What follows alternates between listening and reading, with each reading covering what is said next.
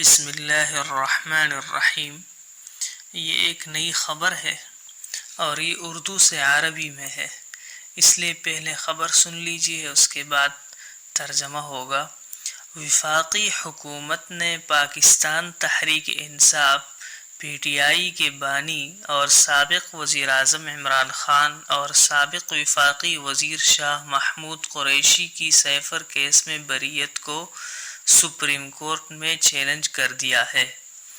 طعنت الحکومت الفیدرالیۃ فی المحکمۃ العلیٰ فی تبرئۃ مؤسس حرکۃ الانصاف الپاکستانیۃ ورئیس الوزراء السابق عمران خان والوزیر الفیدرالی السابق شاہ محمود قریشی فی قضیۃ التشفیر۔